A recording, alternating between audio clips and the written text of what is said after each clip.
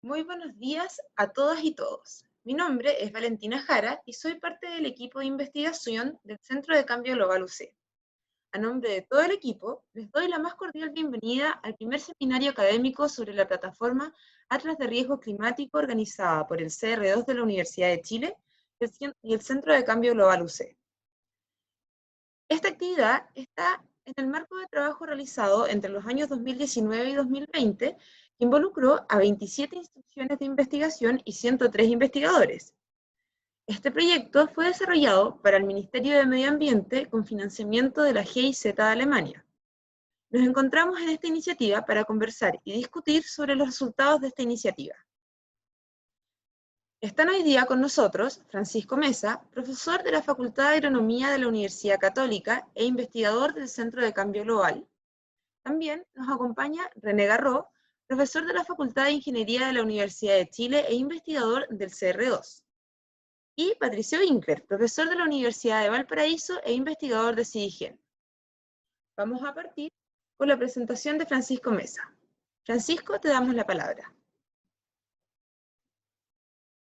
El cambio de clima, pero en esta oportunidad tuvimos la fortuna de hacerlo de una manera sumamente dirigida y por lo tanto con la esperanza de construir escenarios que fuesen coherentes, consistentes y que utilizasen la misma base de datos y metodología.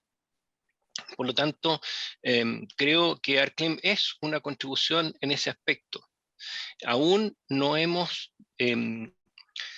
cosechado todos los frutos de este esfuerzo. Nos falta bastante, y lo hicimos presente al Ministerio de Medio Ambiente, nos falta bastante en términos de interacciones, riesgos que aparecen en distintos sectores, cruce de información, etc. Pero confiamos de que las semillas de este trabajo están bien dispuestas. La segunda virtud no es nuestra, es la virtud de contar con una comunidad de científicos que respondió entusiastamente a la invitación que le hicimos. Por de pronto, doctor Garro y yo coincidimos en que lo que teníamos que hacer era, ojalá, acercarnos a los grupos que tuviesen la mayor probabilidad de entregar resultados en el periodo de tiempo que nosotros disponíamos. Recuerden que este era un producto que debía mostrarse para la COP25. El resultado, el desenlace de eso es de todos conocidos, pero en el minuto que articulamos los grupos teníamos un plazo sumamente acotado. Yo no voy a dejar nunca de agradecer la estupenda voluntad, la creatividad, la buena disposición que tuvieron todos los investigadores. Y eso es un segundo producto súper importante y destacable. Creo que el espíritu de esa COP, que se vio en el comité científico y en los informes que se hicieron en el comité científico, como también en ArcClim, fue de máxima colaboración. Y eso es el segundo regalo de este proyecto. Defectos hay, por supuesto, muchos. Lidiar con sistemas distintos, faltas de información, a veces inconsistencia. En fin, yo creo que ustedes pueden ir estudiando más y conociendo más en detalle este proyecto y seguramente encontrar que hay muchas cosas que se pueden mejorar. Cómo obtener verdaderos indicadores de riesgo que tengan sentido es algo todavía pendiente. Pero esta es nuestra primera apuesta en común y yo no quiero monopolizar más la palabra, sino que abrir entonces este espacio. Creemos que el Centro de Cambio Global y el CR2 hemos hecho una contribución. Queremos presentar todos o la gran mayoría de los sectores que han sido considerados en ArcClim. Este es el primero de una serie de por lo menos 5 o 6 eventos en que vamos a estar conversando ya los detalles, ¿eh? Y estamos también súper dispuestos a recibir preguntas y comentarios que hagan enriquecer y que le den el mejor uso a una plataforma que ya está disponible para todos y todas a través del Ministerio de Medio Ambiente. Así que le doy la bienvenida nuevamente y agradecimientos al doctor Garro y al doctor Winkler. Y te paso la palabra a ti, a lo mejor Valentina, que va a estar moderando esta sesión. Muchas gracias. Hola. No sé si existen preguntas sobre lo que recién presentó Francisco Mesa.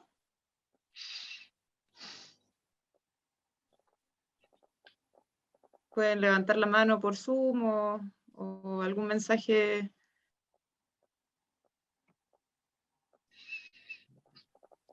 A lo mejor vamos a ir al plato fuerte, ¿no? Sí. Si no, pueden activar sus micrófonos y hacer las preguntas también. Bueno, si, si nadie tiene alguna pregunta, vamos a comenzar con la presentación de René Garro. Muchas gracias, Valentina, y gracias, Francisco. Disculpen, hubo un momento ahí de zozobra que no encontraba el enlace, así que, pero llegué cuando estaba recién partiendo Francisco y me uno a sus palabras, en primer lugar, de agradecerles que nos acompañen esta tarde, de día lunes. Y bueno, y muchos de ustedes fueron colaboradores cercanos durante el proyecto y es verdad, hay que partir por agradecer, porque en algún momento nos vimos enfrentados a esta tarea bastante grande y siempre contamos con muy buena disposición de todos nuestros colegas y colaboradores.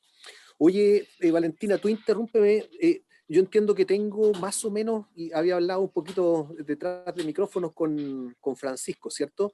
Yo tengo una pequeña presentación que me gustaría compartir, porque a diferencia de Francisco yo no tengo el don de la palabra, necesito algún apoyo audiovisual, así que probablemente ya tenga permiso para compartir, sí, acá dice que tengo permiso para compartir. Sí. Y lo otro, bueno, acá no creo que haya ninguno de mis exalumnos, pero yo tiendo a perder el sentido del tiempo y el espacio, así que tú siéntete libre de interrumpirme cuando... ¿Debería hablar cuánto? ¿Unos 10 minutos? Más o menos. Son 15 minutos si no me equivoco. 15 minutos, perfecto, Yo perfecto. interrumpo cuando quedan 2.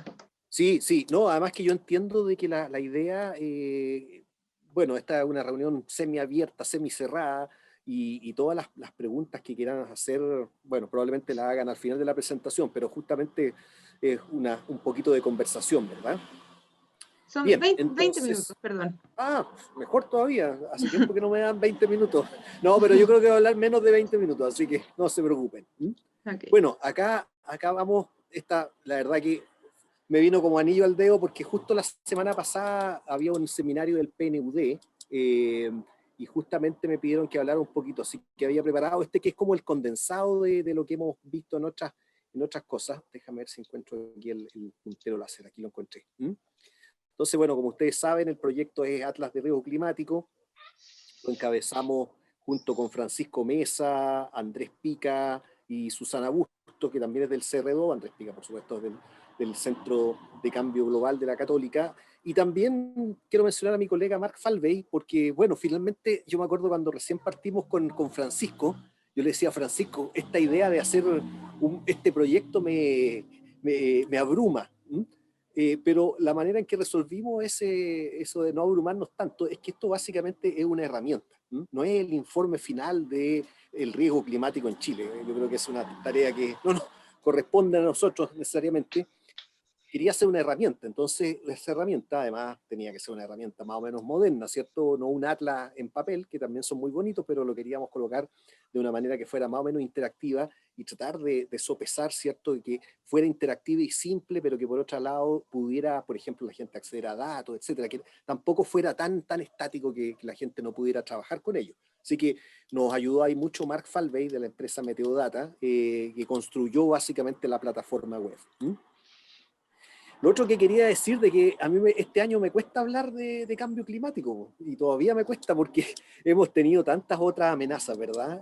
Por acá hay un bicho que no lo quiero ni mencionar, pero el mundo está lleno de amenazas. Algunas amenazas son extraterrestres como erupciones o, perdón, tormentas solares, meteoritos que nos pueden caer, otras las hemos creado nosotros mismos.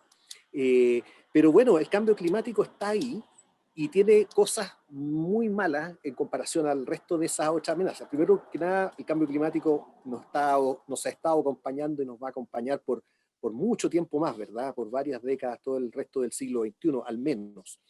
Así que a diferencia de este maldito bicho que esperamos que se vaya pronto, que lo controlemos pronto, el cambio climático está y va a continuar con nosotros por harto tiempo.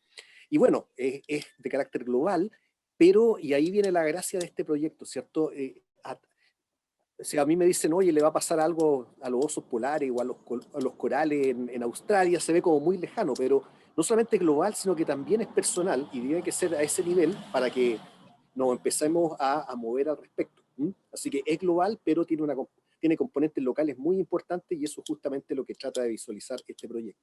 Así que, insisto, estas otras amenazas son correctas y existen, pero el cambio climático está con nosotros y va a continuar con nosotros. Entonces, justamente la idea del Atlas de Riesgo Climático para Chile fue mirar cómo el clima afectaba a distintos sectores. Y nosotros también, y estoy haciendo un poquito de historia, si me remonto hace unos 2 años atrás más o menos, empezamos a ver cosas o iniciativas similares. Y vimos algunas de Argentina, otras de México, para qué decir, de Estados Unidos, de Nueva Zelanda, etcétera. Y en general nos encontramos con atlas que eran sumamente específicos, atlas de riesgo para la agricultura, incluso dentro de la agricultura, atlas de riesgo climático para el maíz o para la soja o cosas de ese tipo.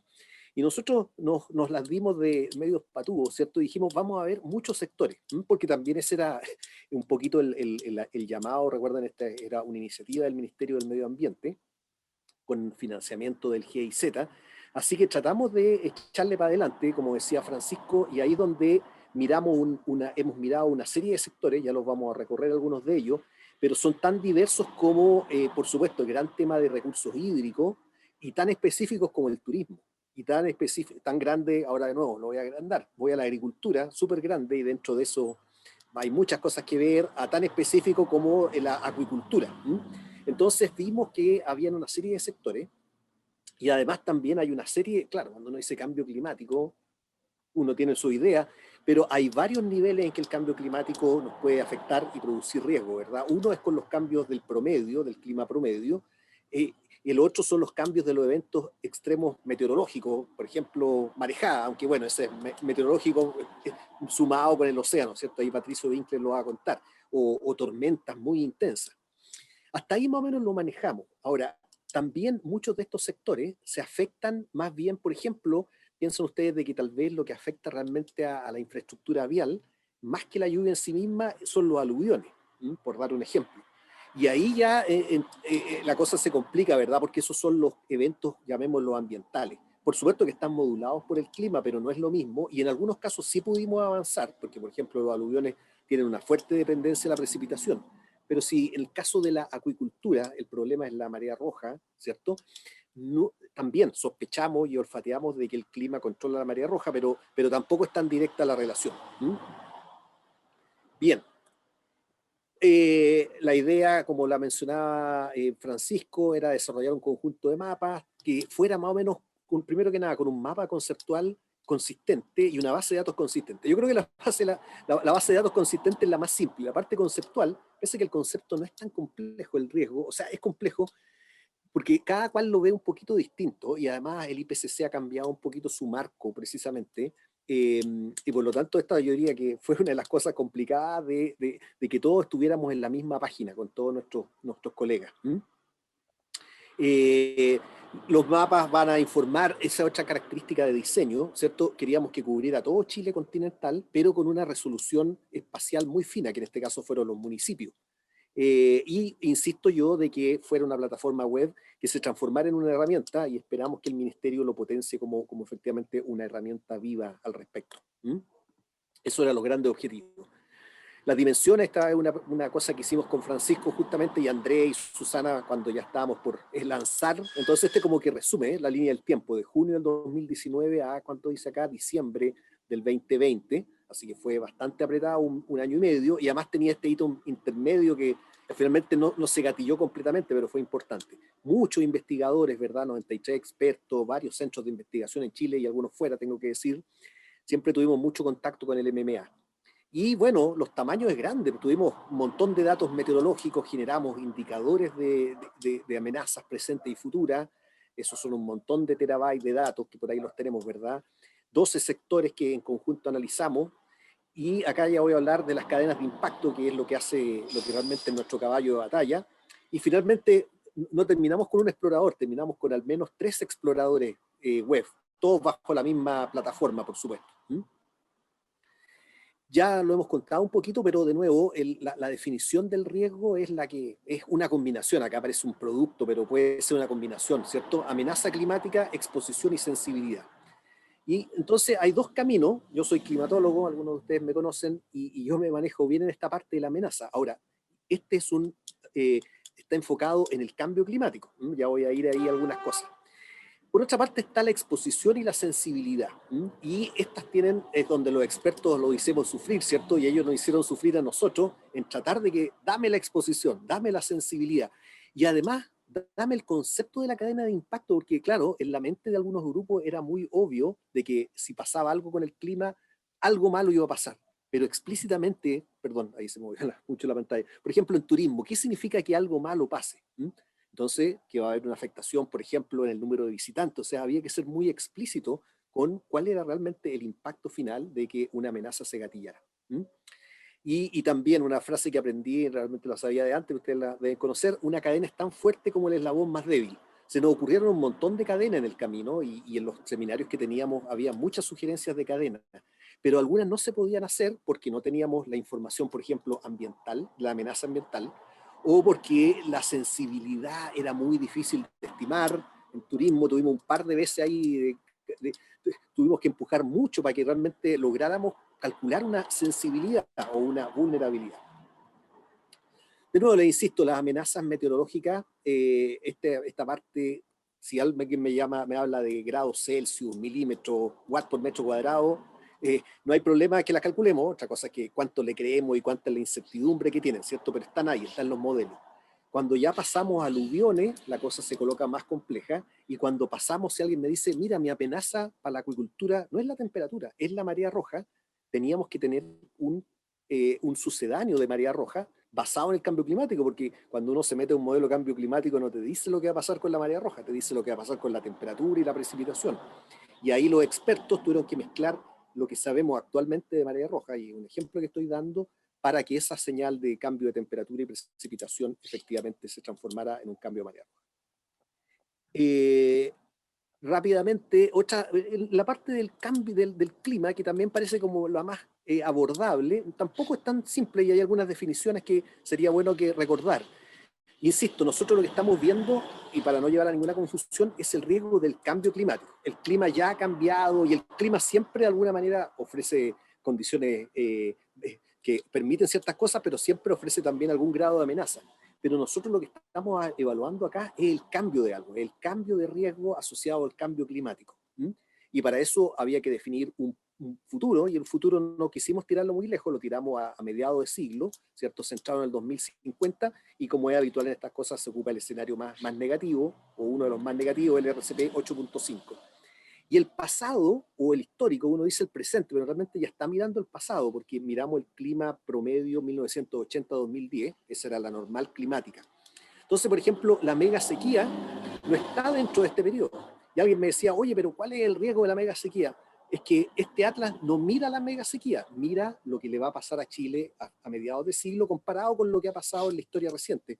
Que claro, no incluye en este caso explícitamente la mega sequía, pero sí una cierta tendencia de disminución de precipitación.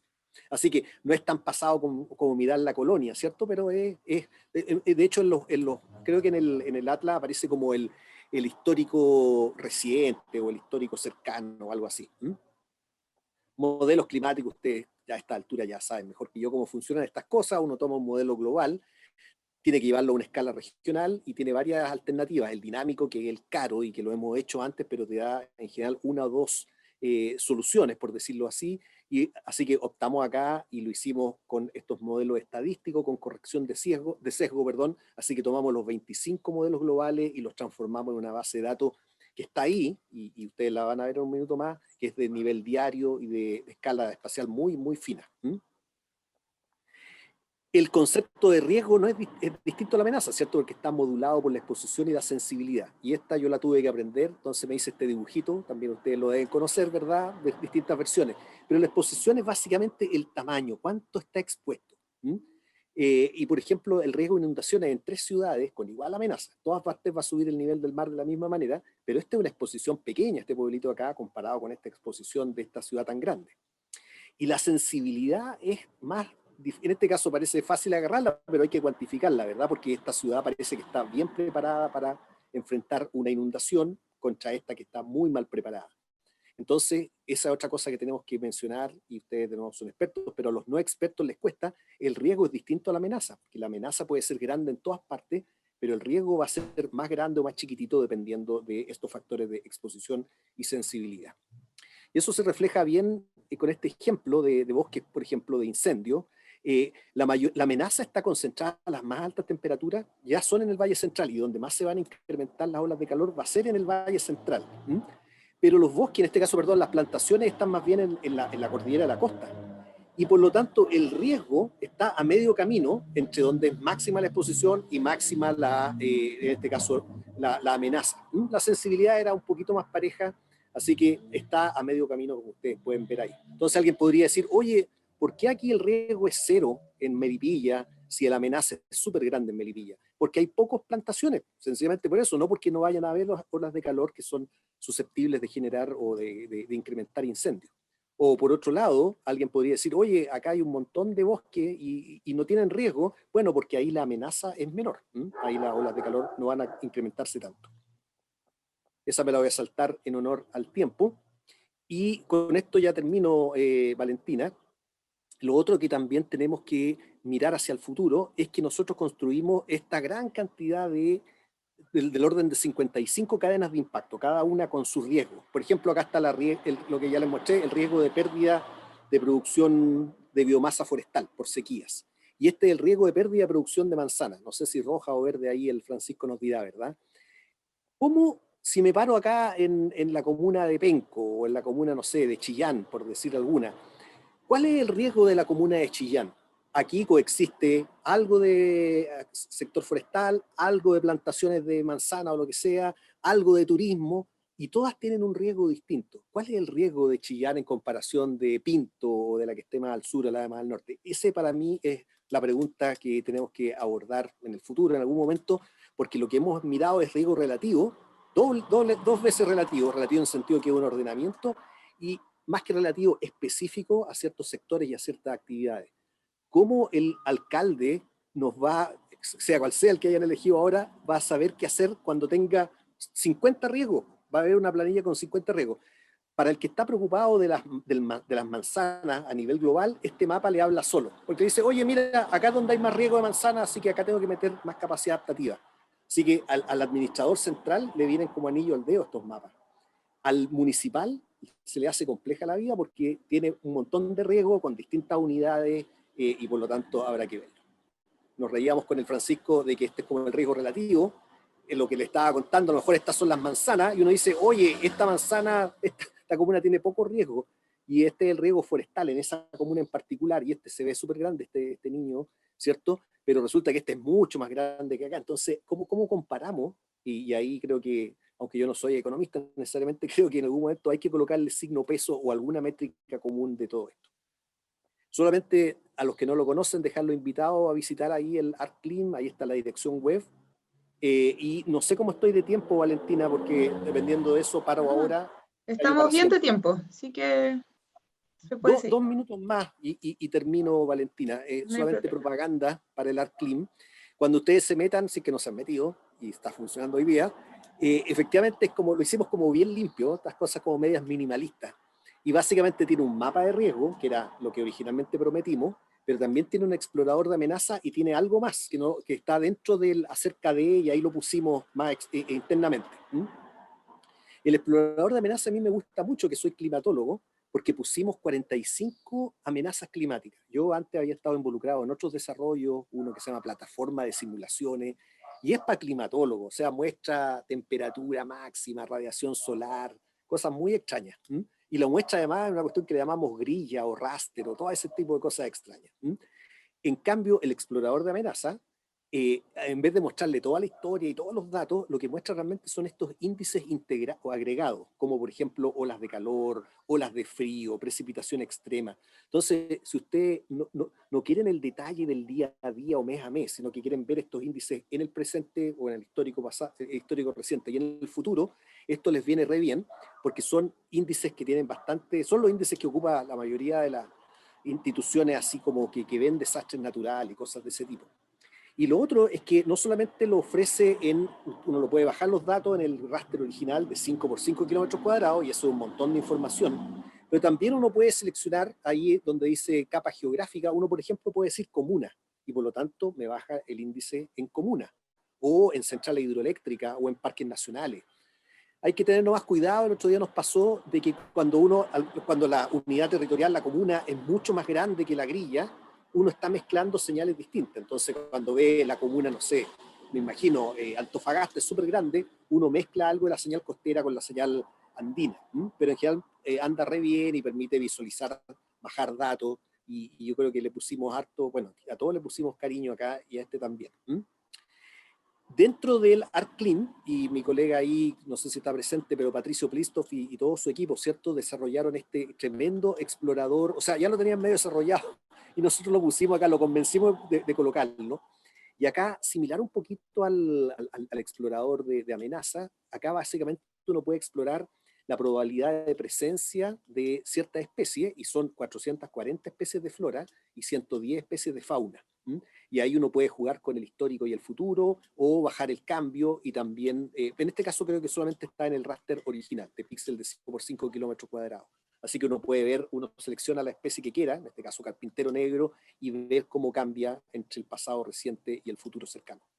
Y bueno, los mapas de riesgo, como les dice, hay 12 sectores, pero cada sector, por ejemplo, ahí tomé por un ejemplo nomás de energía eléctrica, cada vez que uno pincha, se despliegan las distintas cadenas de impacto, y dentro de eso es bastante común, porque ustedes van a ver siempre 4 mapas, el de amenaza, el de exposición, sensibilidad y riesgo. Y uno puede pinchar, puede bajar los datos, están todas esas cosas modernas para trabajar con estas cosas, así que tratamos de dar ahí el tono correcto entre que fuera útil, pero que no fuera un monstruo inmanejable a nivel computacional.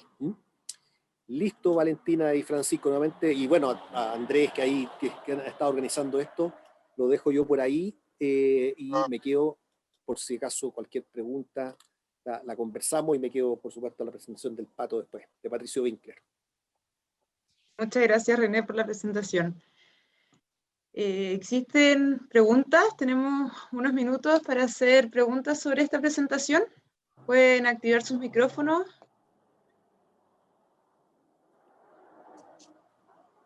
Sebastián.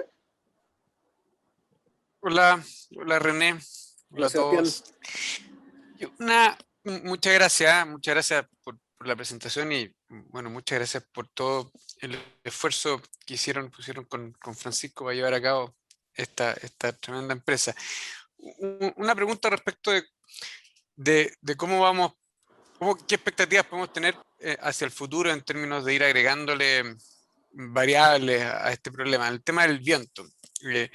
¿Cómo es la posibilidad de que, así en una lógica de tener múltiples modelos, bajadas a escala relativamente fina, estamos cerca de poder tener varios escenarios con información que nos permita hacer, no sé, cuantificación de riesgo de que se tumbe una central, una torre de alta tensión, o para producción de energía eólica? ¿Cómo es el tema del viento hacia el futuro como Gracias, variable? Sebastián. Oye, entre paréntesis, yo no, se me olvidó, pero a lo mejor Francisco lo mostró antes, del gran grupo que trabajó, ¿cierto? Y por supuesto ahí está Sebastián también. Así que agradecimientos van, agradecimientos vienen. Oye, respecto a lo del viento, el viento está como variable en el explorador de amenaza, ¿ya? Pero ahí, bueno, nosotros somos bien cautelosos. Yo pienso que hay, bueno, de hecho, incluso en el caso del grupo de energía, ellos hicieron una estimación de cambio de costos marginales debido a, en la solar, y en el eólico también. Ahora, yo siempre les dije, oye, mira, el viento va a cambiar, pero tampoco va a cambiar tanto. Entonces, cuando la señal yo creo que es pequeñita, lo cual no quiere decir que uno no la pueda mirar. Y ahí ocupamos harto este concepto de que fueran cambios robustos. En principio, Sebastián, todo está, y uno se puede meter un modelo y el modelo te va a dar cambios de viento, pero yo creo que hay que ser muy también juicioso ahí, y por lo tanto creo que los expertos tienen que mirarlo, porque ocurre eso, ocurre que puede ser de que el ruido sea mayor que la señal. Recuerda que tenemos muchos modelos, eso tiene lo bueno que te permite ser más robusto, y lo bueno también es que te permite mostrar el rango de incertidumbre que tienen estas cosas. Y si ese rango de incertidumbre es muy grande comparado con el cambio, uno podría decir, mira, sabes que no va a cambiar de manera sustantiva, o al menos no lo puedo detectar aún. Por lo tanto, respondiendo finalmente a tu pregunta, Sebastián, yo creo que en general, en la parte climática, yo siempre respondo, pídanos lo que quieran, ¿ya? Nosotros podemos calcular cualquier cosa, pero tenemos que después sentarnos y verlo, y ahí de nuevo yo creo que esta cuestión no es llegar y meterlo nomás a estas cosas de machine learning y cosas de ese tipo, siempre el juicio experto es súper relevante. Pero se pueden hacer ese tipo de cosas y los datos ya están, en particular el viento ya está si quieres echarle un vistazo. Gracias. Tenemos otra pregunta que hicieron por el chat de Rodrigo Campos. La voy a leer. Agradeció por la presentación y pregunta si se ha evaluado considerar otros escenarios de cambio climático además del RCP 8.5, sabiendo que para algunas variables como la precipitación máxima diaria podrían haber otros escenarios que entreguen un mayor aumento y por ende un mayor riesgo. Sí, buena pregunta. En general las cosas escalan y se hacen más terribles con el escenario. Entre más grande el número del RCP, más terrible es. Eso ha sido mi experiencia en la mayoría de las variables, pero podría haber algún caso muy específico en que no fuera así.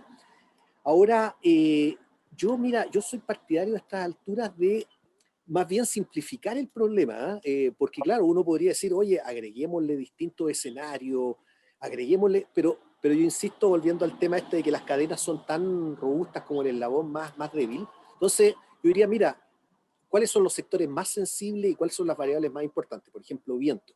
Y veamos si hay una señal discernible de cambio en el escenario, partiendo por el RCP 8.5. Ahora, si alguien me convence que en otro escenario es mayor, habrá que verlo. Pero insisto, y después uno siempre puede escalar estas cosas, y decir, oye, bueno, si no pasa el 8.5, pasa un intermedio, bueno, al menos la amenaza va a escalar.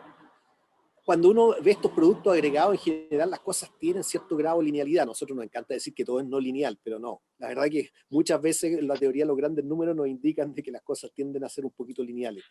Entonces, yo insisto, un poco la misma pregunta, la misma respuesta que le da a Sebastián, ¿dónde están las principales amenazas y que pueden afectar al sistema que a uno le esté investigando? Veamos si la señal es robusta y echémosle para adelante con el 8.5 o eventualmente con otro. Los datos también están de todas maneras, Rodrigo. Oye, un par de comentarios al respecto, si me permite, René. Creo que ya, no. Sí, yo pensé que era yo. No, ¿me escuchan o no? Sí, te escuchamos, ya. Francisco. Dos comentarios además. Es buena la observación de contemplar más escenarios. ¿Me escuchan? Parece que estoy perdiendo la conexión. Sí. Se te escucha bien. Ya, perdón. Gracias. Pero hay que recordar dos cosas. Uno, que estamos mirando un periodo de tiempo más o menos cercano, que es el 2050. Yo no esperaría tanta divergencia en ese sentido. Y lo segundo es que hay ciertos sectores que es más o menos complejo hacer recálculo de cosas. No es solamente basado en indicadores meteorológicos, sino que hay modelos que se ejecutaron a partir de datos. Entonces se multiplica un poquito la complejidad y se dificulta la generación de información. Muchas gracias. Tenemos otra pregunta de Luis Cifuentes, que había levantado la mano. Así es. Aquí, ¿Tienes la palabra? Está bien. No sé si... ahí me ven. Muchas gracias, René, por la presentación. Gusto de verte después, primera vez en el año. Oye, este tema de los escenarios es súper importante, yo creo, porque lo que hemos calculado nosotros hasta ahora es el valor medio, el valor esperado de los impactos del cambio climático. Y justamente el riesgo es las consecuencias que pueden ocurrir en situaciones extremas.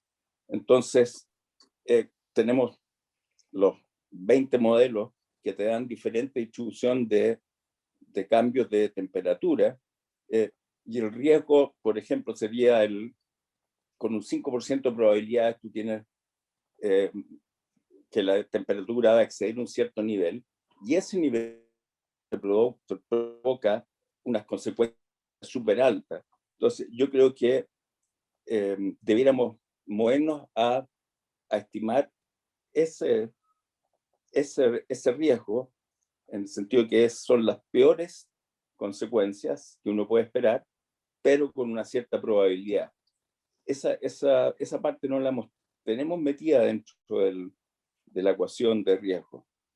Esa es otra, concuerdo contigo y como les decía, yo creo que se pueden hacer muchas cosas, pero nosotros de nuevo, acá, full disclosure, con el Francisco ocupamos siempre esta idea y Andrés, un poquito de go for the low hanging fruit, ¿cierto? Queríamos un producto y siempre le convencimos al ministerio de que este era el ArcClean 1.0, no sé si va a haber 2.0, pero este es el 1.0 y debería tener esas otras consideraciones. Lo que están hablando ustedes, la idea de la incertidumbre, yo creo que es súper importante, pero por otra parte, mira, es que yo veo acá que la cosa puede ser divergente, ¿cierto? Porque algunos grupos seguirán por la segunda y tercera derivada de su cálculo, ¿m? Pero está la otra cosa que yo también creo que es importante, que es la agregación, ¿m? Entonces creo que ese nuevo ArcClean debería tener, por una parte, tener más escenario y eventualmente analizar esta incertidumbre de mejor forma, pero por otra parte tiene que también empezar a avanzar en lo que les decía yo, cómo a lo mejor no nos podemos quedar con las 50 cadenas de impacto, porque no todas son igualmente importantes también a nivel macro, ¿cierto? Obviamente que si el impacto le va a ocurrir a uno, ese es el más importante de todo, pero también tenemos que tener alguna capacidad de agregación, humanos, que son las cosas que viste tú. ¿Cuáles son los grandes titulares de esta cosa? Nosotros aquí tratamos de ser muy comprehensive, ¿cierto? De verlos todos y los vimos todos a un muy buen nivel. Y ahora uno puede seguir al siguiente nivel, pero también debería tomar un subconjunto de ellos, que obviamente incluyen a los humanos y a las grandes actividades sectoriales acá en Chile, y mirarlo y tratar de meterlos a una ecuación y a un lenguaje común. Esa es mi perspectiva, entre paréntesis, no necesariamente es compartida por el resto. Perfecto, muchas gracias. Gracias, Luis y René, por la respuesta. Tenemos otra pregunta de Luis Gómez, que también tiene la mano levantada. Luis, ¿tienes la palabra?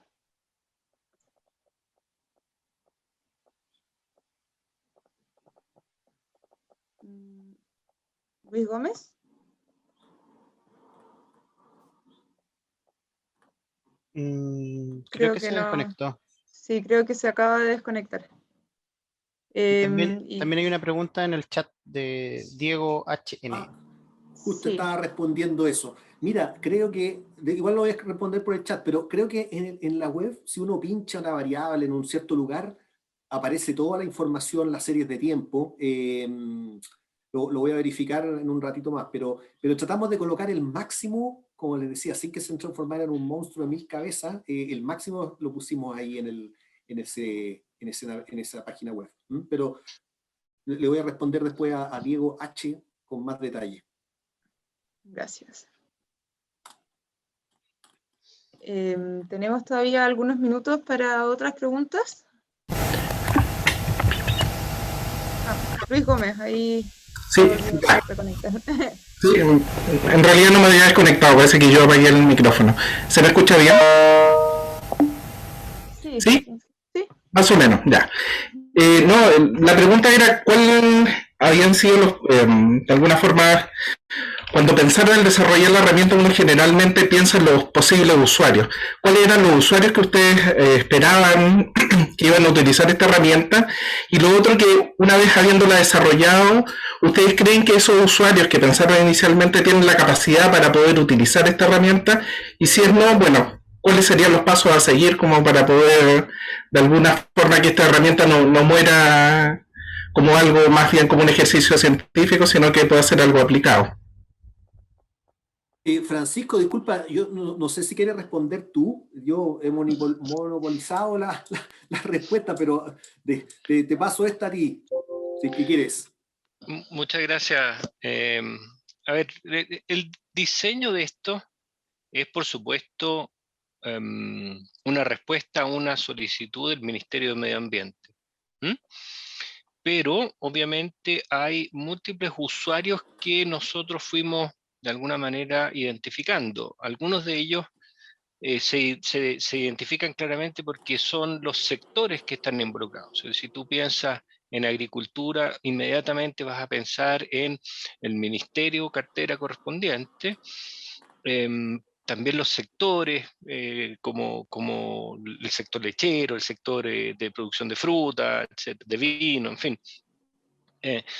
Hicimos un ejercicio, creo, bastante comprensivo e intencionado de realizar talleres con él, tanto para validar las cosas que estábamos haciendo, como también para enseñarles a usar esta herramienta. Esto es una cosa que no menciona René, pero parte del desarrollo de esto y de la transferencia está también respaldado por una cantidad importante de horas en las cuales vamos capacitando.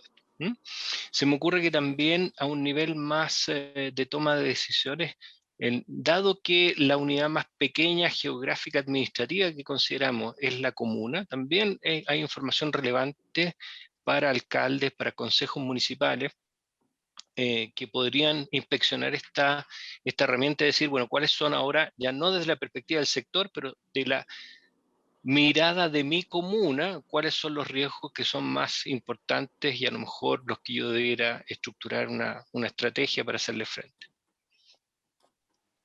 Complementando también, la plataforma tiene una parte con videos que intentan capacitar a los usuarios, para que puedan utilizar. Además están disponibles los informes que se desarrollaron explicando. Ahora, obviamente, capacitar a todo el público posiblemente afectado por el cambio climático o interesado es una labor que no termina nunca, pero ahí hay material que busca ayudar en ese camino.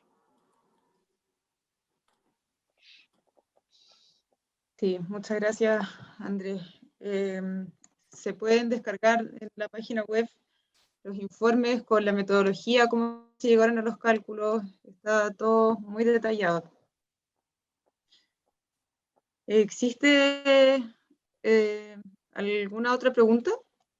Yo estoy viendo Denis Borsuk, que está con la mano levantada.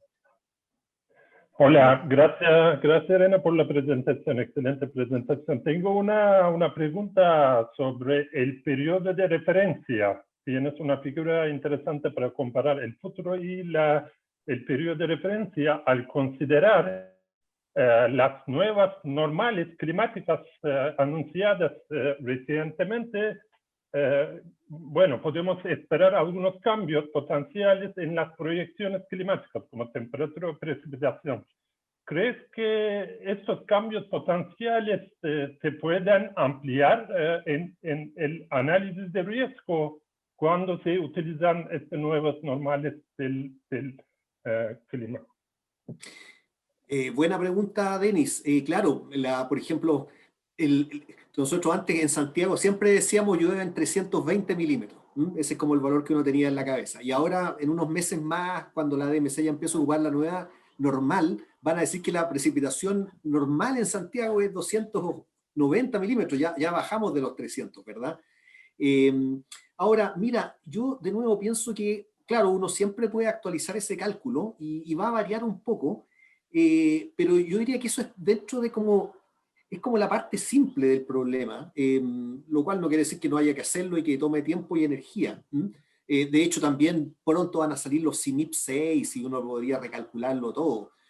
Pero, de nuevo, yo creo que uno no tiene que perder en mente de que acá está estimando algo bien jabonoso, bien como un pez, ¿verdad?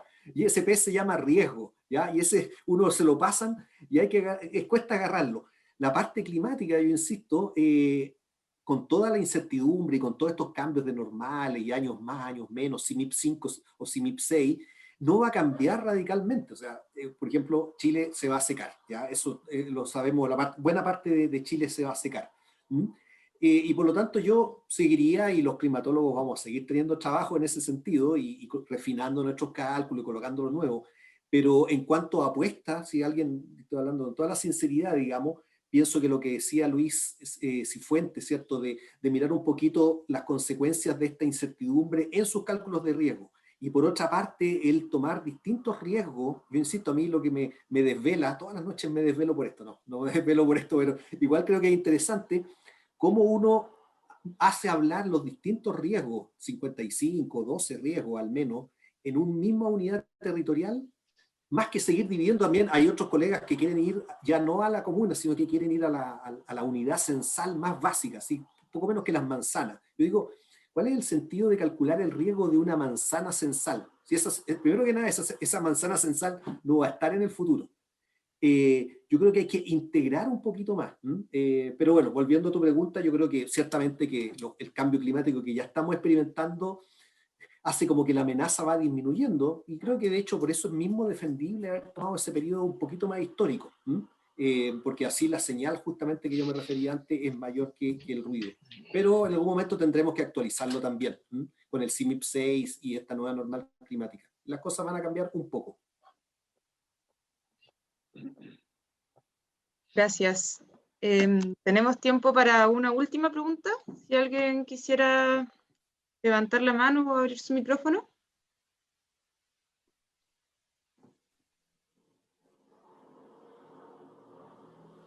Si no hay nadie,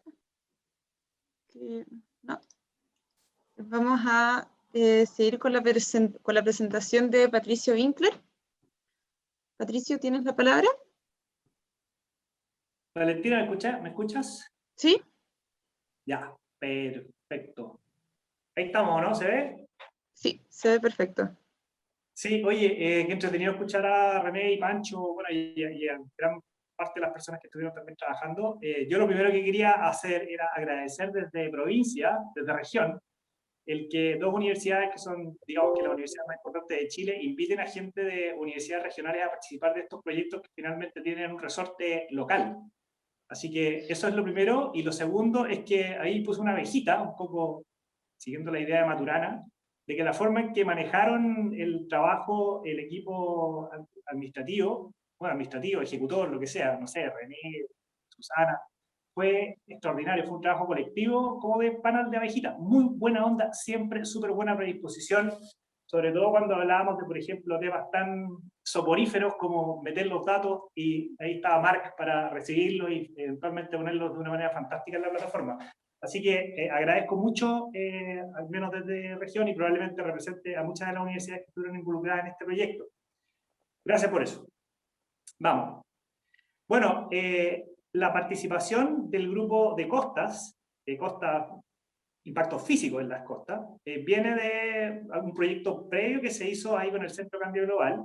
Hay un grupo importante de personas que os voy a mostrar en su momento, que de alguna manera sirvió para nutrir el ARCCLIM.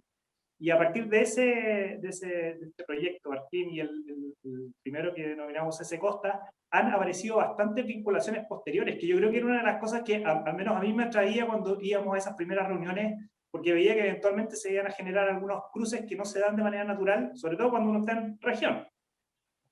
Así que lo que he visto, por ejemplo, es que a partir de un grupo original que se armó,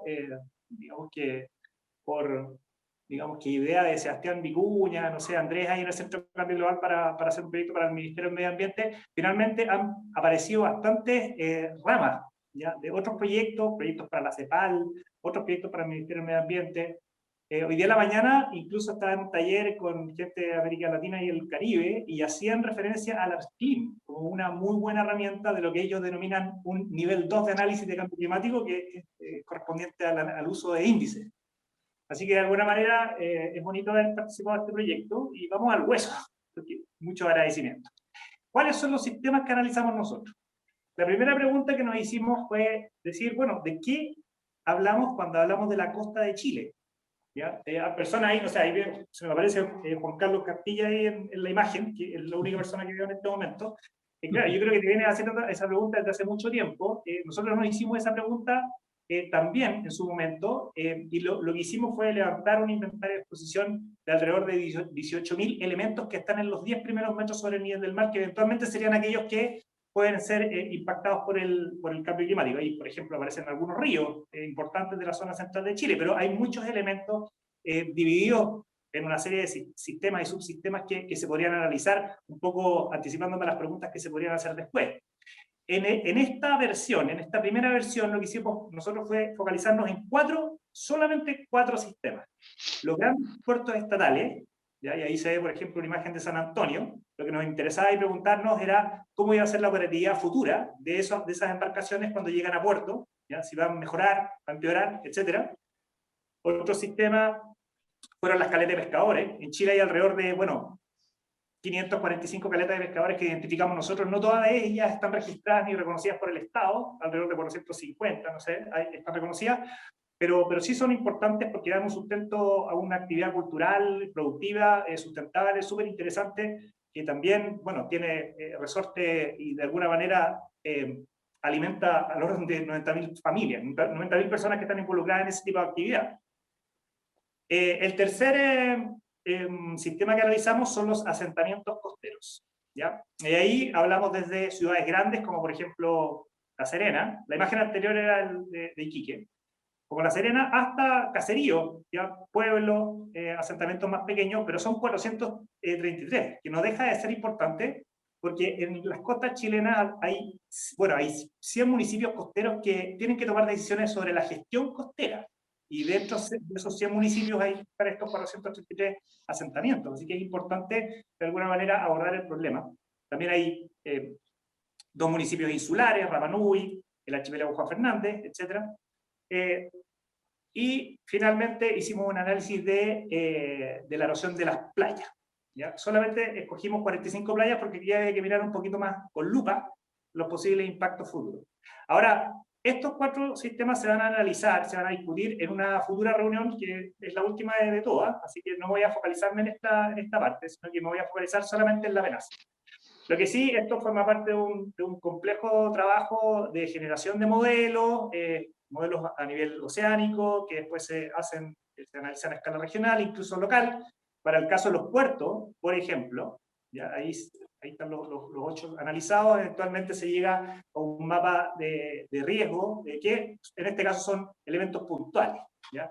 Habían algunos, la mayoría de las variables, yo creo que René me puede ahí corroborar, la mayoría de las variables están agregadas a nivel de comuna, pero en el entorno costero, gran parte y todos los elementos que nosotros consideramos en estos cuatro sistemas son puntuales. Ahora, ¿cuál es el marco conceptual? Bueno, aquí yo creo que no vale la pena gastarse mucho aquí en esta definición del panel intergubernamental del cambio climático.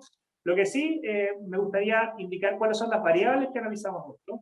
Utilizamos campos de viento para forzar modelos de oleaje a escala oceánica, y también bajamos modelos del nivel medio del mar, y comparamos una ventana histórica, 1985 al 2004, con una proyección que es bastante cercana, que es 2026 a 2045, que no coincide con el resto de los modelos, con el resto de los sistemas analizados por el ARPIM, básicamente porque la disponibilidad de los datos de viento está acotada a esas ventanas de tiempo, ¿ya?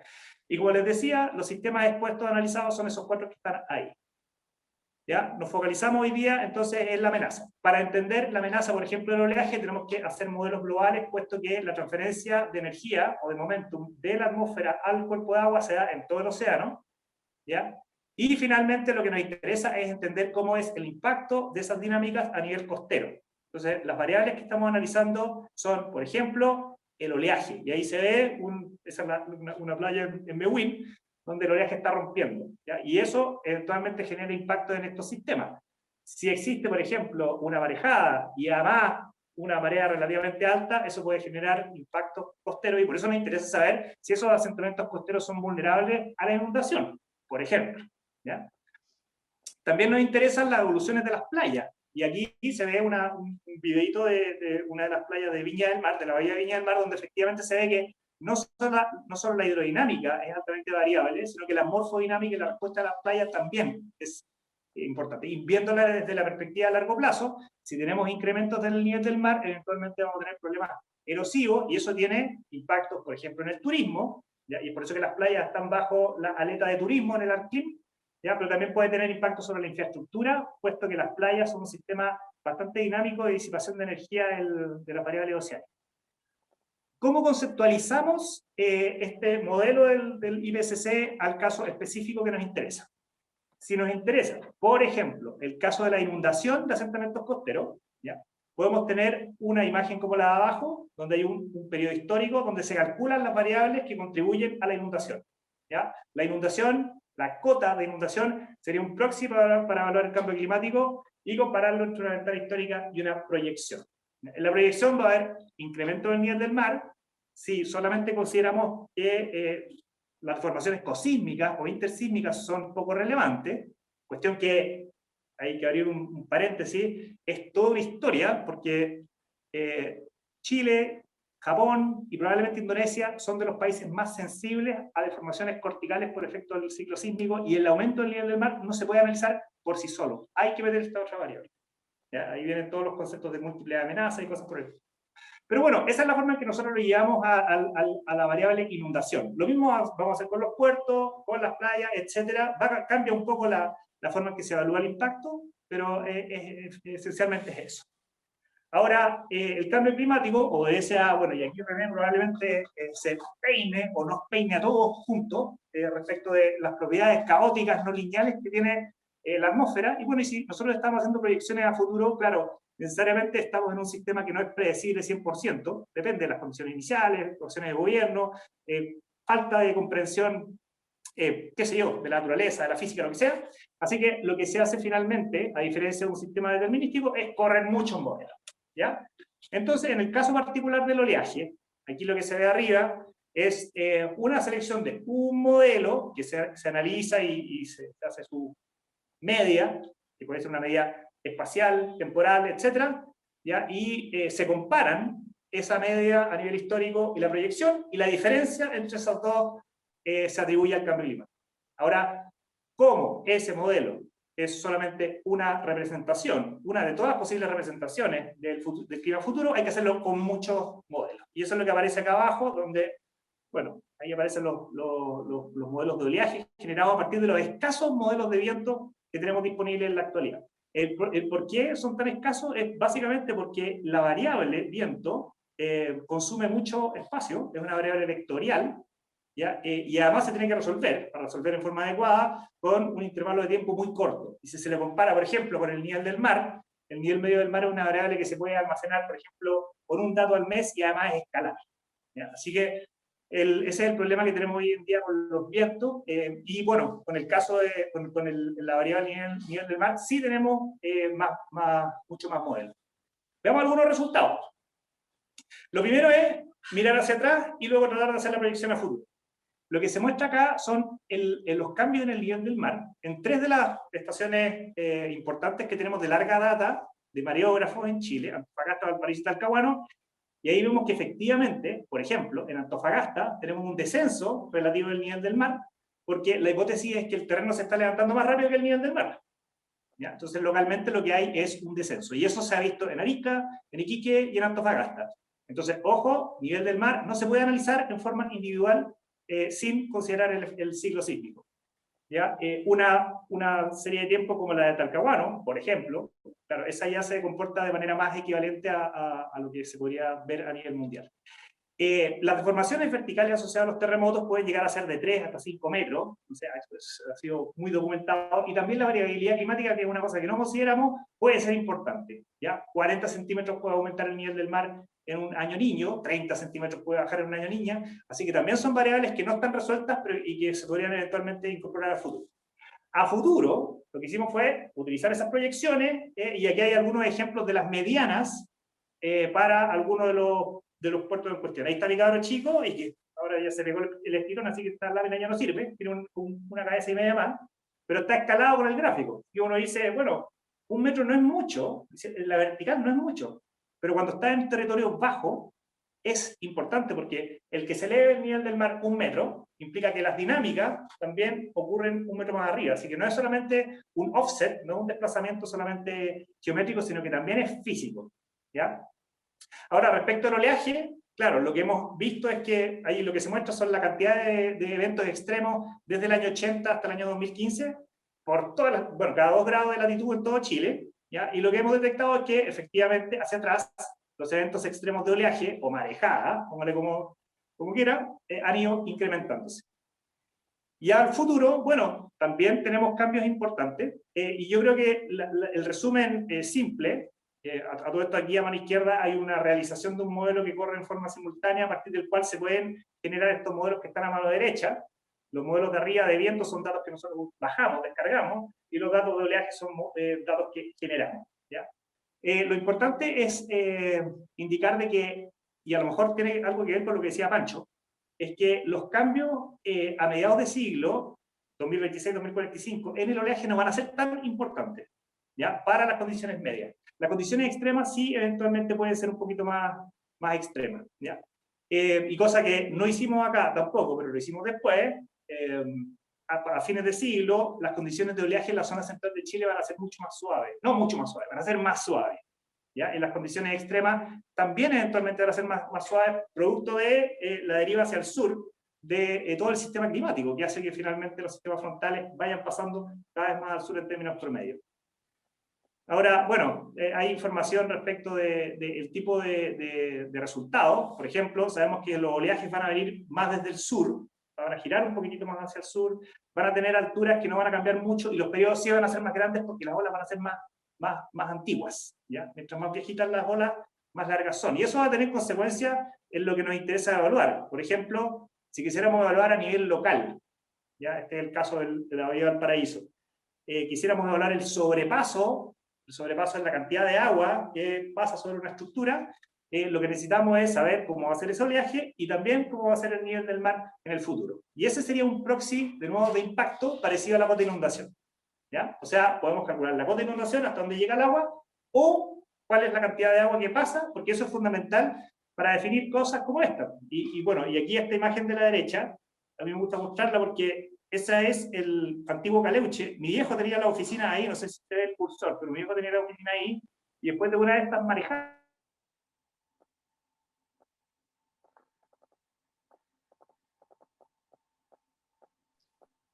Patricio, creo que perdimos el audio. Aldo, parece que te perdimos. Se sigue presentando, pero no se escucha.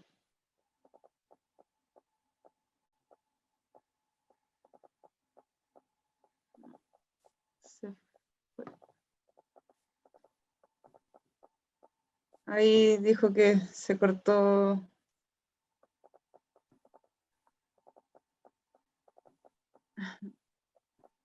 Esperamos a que se pueda volver a conectar, o...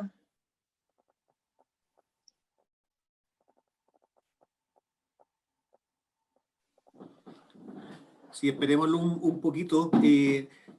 Mientras tanto, para rellenar, una particularidad de este grupo de costas es que fue el único grupo en que ocupó un subconjunto de modelos, por lo que estaba explicando justamente Patricio, ¿verdad? En el sentido de que nosotros los climatólogos, por decirlo así, teníamos toda esta base de datos que entre paréntesis ahí se las compartía, etcétera, y por lo menos los datos procesados. Pero ellos, más que en el viento o temperatura o cosas así, necesitaban trabajar directamente con estas estimaciones de nivel del mar, oleaje, etcétera, a lo cual tenían que hacer tomar datos de modelos adicionales. Bueno, también un poquito pasó, creo, ahí Francisco, corrígeme tú, en caso de algunos grupos de hidrología. Así que, claro, uno trató de tener bueno, el marco común lo da el hecho de que estemos mirando el RCP 8.5 hacia mediados de siglo, en fin, eso es todo común, ¿verdad? Pero los modelos en algunos casos eran 25, en otros casos eran un subconjunto. Sí. No, quería reafirmar lo que tú decías, que efectivamente el espíritu era en una dirección. Yo diría que el 80%, 90% de los grupos utilizaron bases de datos comunes, pero otros tenían realidades muy particulares y por lo tanto no pudieron hacerlo. Incluso yo diría que también hubo algunos que, por ejemplo, en el caso de agricultura, utilizamos un subconjunto de los 21 modelos, porque claro, ejecutar los 21 veces ya era una cosa sumamente trabajosa numéricamente. Pero bueno, vamos a ver cómo. No sé si hay la posibilidad de retomar con Patricio. Si alguien tiene contacto, yo podría intentar un chat con él. Pato está está conectado, solo que le falló parte de su conexión, entonces me imagino que es como se le haya apagado el celular, debe estar reiniciando. El Home Bien. Studio le falló. Entonces, tomemos algunas preguntas que pueden estar emergiendo por mientras. Ahí, Igual está conectado por el chat. sí. Sí, pero démosle un minuto más, ¿le parece? ¿No? Patricia, Sí. le vamos a dar un minuto más. Y vi en el chat que había una pregunta con respecto a ArcClim, no sé, así que de repente podemos ir a ella, ¿no? Luis Gómez, creo que fue, ¿no? No tengo la mano levantada ahora. No, quería preguntar cómo había sido el ejercicio para poder incorporar la vulnerabilidad, pensando que esta puede ir cambiando en el territorio, en algunos casos un mismo evento va a tener un impacto distinto dependiendo de la vulnerabilidad de la población y también pensando en los ecosistemas.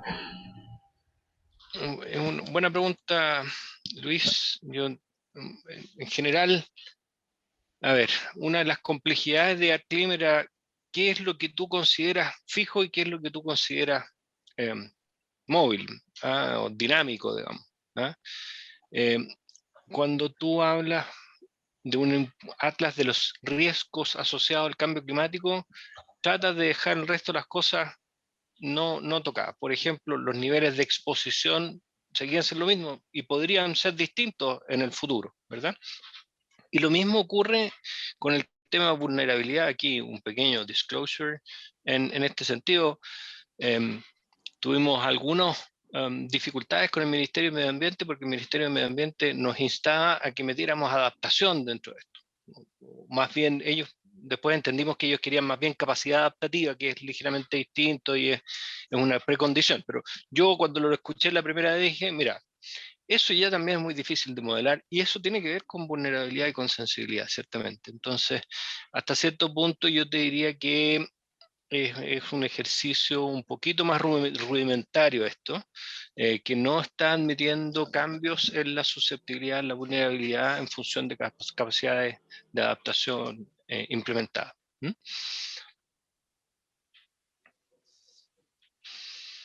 Tenemos otra pregunta de Gonzalo Pérez. En el chat dice, pregunta si para la construcción de ArcClim se apunta a buscar medidas de adaptación y algo como lo que se hace en Climada con el enfoque de economía de la adaptación.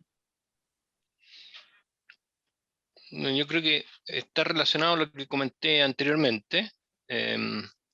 ArcClim es una herramienta que podría potencialmente ser usada para evaluar formas de adaptación, estrategias, políticas, ¿verdad?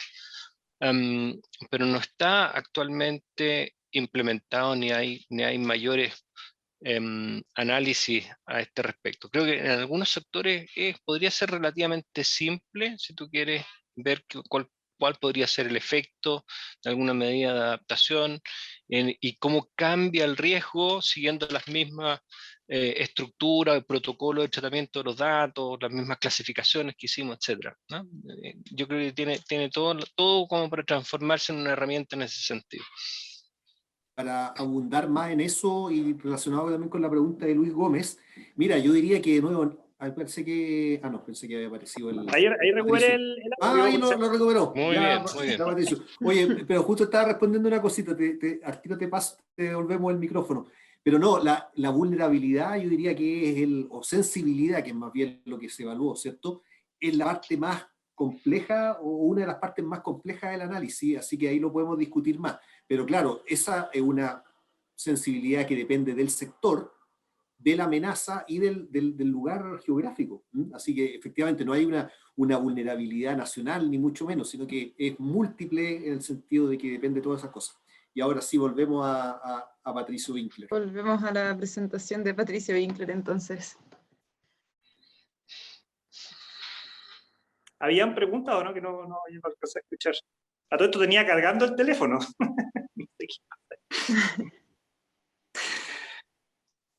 Surgieron algunas preguntas, pero... Te quedaron como 2 o 3 diapos que no alcanzamos a escucharte. Nos vimos pasar, pero no te escuchamos a ti. Te vimos pasar la anécdota de tu papá. Terminar. Ya, a ver, voy para allá.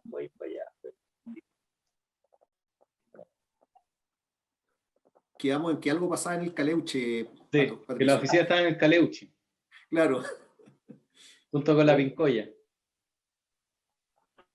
Ahí está. Ahí está. Ahí está, ¿o no? Sí, bueno, sí, claro. El caso ahí es la imagen de la derecha es la marejada del 8 de agosto del 2015 y mi viejo tenía la oficina ahí en el edificio que queda en el centro. Y bueno, y después de esa manejada decidimos botarlo. Yo vengo de la ingeniería, bueno, la ingeniería civil, así que hicimos un peritaje y decidimos botarlo. Así que de alguna manera una golondrina no hace verano, como diría René, pero esto es un indicio de las cosas que pueden pasar en el futuro.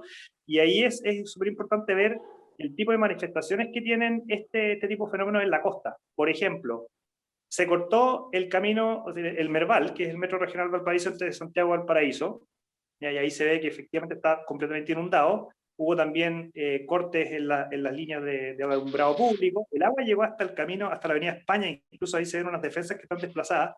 Toda esa defensa costera, donde están los arbolitos, las palmeras, voló, y hoy en día ustedes van y el Estado invirtió 2.500 millones en repararla.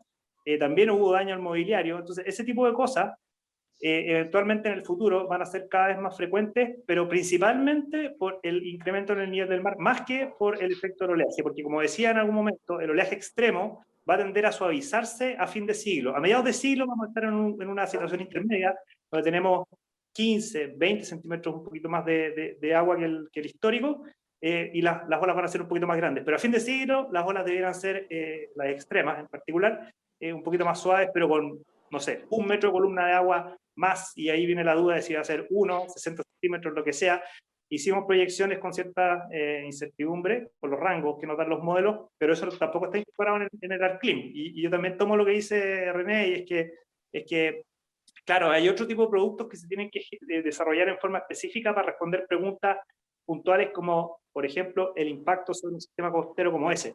Finalmente, lo que da el ARCLIM son índices, en el fondo sería un análisis de índice que permite jerarquizar, tomar la decisión desde una estructura de planificación central, un ministerio, a nivel regional, lo que sea, pero al final, eso, yo creo que hay mucho espacio también para crecer, como les comentaba en algún momento, cuando nos hicimos esa pregunta de qué hablamos cuando hablamos de la costa, identificamos 76 diferentes sistemas, y esa fue una selección relativamente arbitraria, y cada uno de esos amerita un análisis mucho más fino.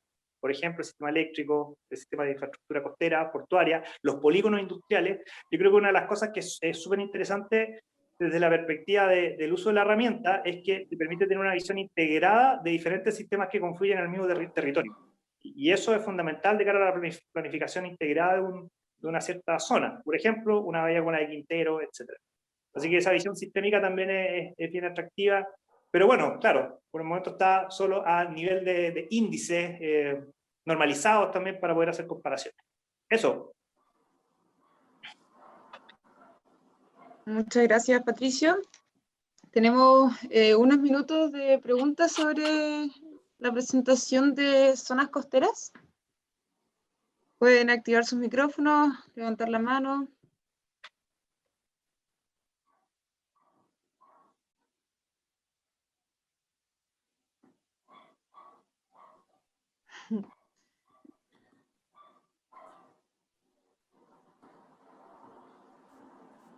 Uy, yo solamente para romper el hielo, pero me da la impresión, disculpa Valentina, de que en el programa después vamos a tener más presentaciones del grupo costero, porque como decía Patricio, ellos de hecho después dividimos sus distintos sectores. Originalmente teníamos un grupo que se llamaba Costa, pero en realidad como después lo organizamos por sectores, efectivamente algunas cosas las tiramos para turismo, otras cosas las tiramos para, bueno, la infraestructura, básicamente puerto y caleta.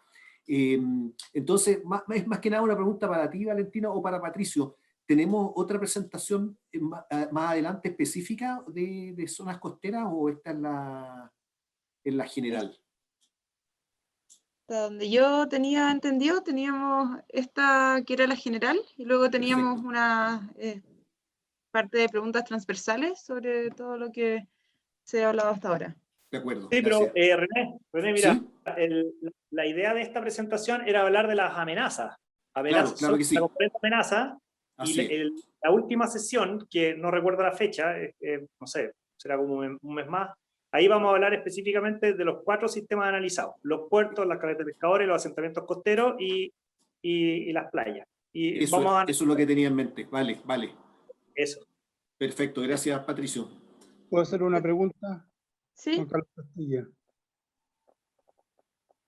tiene... Juan Dale, Carlos. dale. Sí, por supuesto. Oye, mira, súper interesante las presentaciones. Quisiera saber si el ministerio específicamente, porque la herramienta está depositada en el ministerio, digamos, como elemento que posibilitó desarrollarla. ¿Lleva alguna evidencia, no del número que la gente entra en el ArcClean, porque eso es relativamente fácil, pero del uso realmente que ha tenido la herramienta en Chile desde que se puso a disposición? O sea, no el número de entradas, sino que de uso específico. ¿La usan las municipalidades? ¿Cuántas? ¿Con qué frecuencia? ¿Hay algún plan comunal desarrollado en base al link? Ese tipo de información que tiene que ver con algo que se preguntó antes, ¿eh? El uso de la herramienta a nivel del usuario propiamente tal. Yo creo que Bueno, tiene que ser Pancho o René, ¿no? sí. Están más cercanos ahí. Sí, Pancho, ¿tú tienes algún comentario para responderle a Juan Carlos? Mira, no sé del uso. Yo lo que podría darte más fe es de reacciones que ha tenido ArcClean. Algunos sectores, no es el caso del trabajo de Patricio, pero algunos sectores que se han acercado al ministerio, le han manifestado su inquietud, su preocupación, su disposición ahora a colocar mayor cantidad de información. Déjame decirte que otra de las características de este proyecto fue que construimos esto en función de información pública disponible, fácil, ¿ah? De todo, hay una metodología detrás y hay una complicación sin duda, pero está basado en los datos que están a disposición de investigadores y en muchas circunstancias sectores específicos tienen información mucho más precisa porque es parte de su quehacer.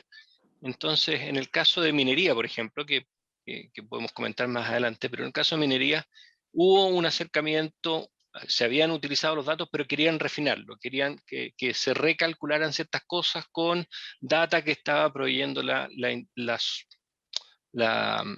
Consejo Minero, básicamente. Así que en ese sentido sé que ha habido una utilización de esta información, pero no sabría decirte cómo.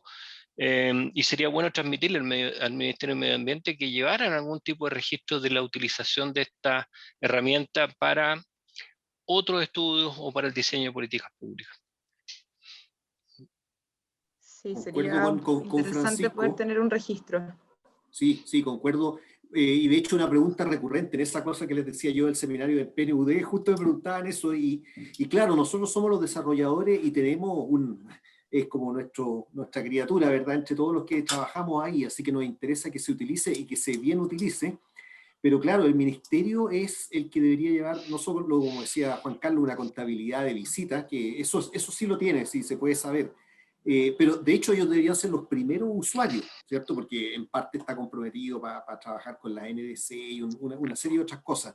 Así que, no, seguro que nosotros vamos a seguir trabajando con el ministerio y tenemos múltiples vínculos, pero se lo vamos a representar, saber en qué está esto. Pero no tengo Hola, una respuesta así concreta. ¿Podría opinar al respecto? Si es que no está pedida la palabra antes. Sí, Hay varias palabras pedidas. sí, hay varias manitos levantadas, pero pues... No sé cómo Puedo vamos a hacer intervenir, porque hay que gracias. interrumpirlo. Sí, es que era justamente bueno, me presento, mi nombre es Pilar Pérez, yo soy la focal de cambio climático de la Seremi de Medio Ambiente de Coquimbo, y justamente lo que ustedes recién comentaban, esta región, Araucanía y Arica y Parinacota, somos regiones que estamos sin financiamiento y nos hemos lanzado a elaborar el Plan Regional de Cambio Climático.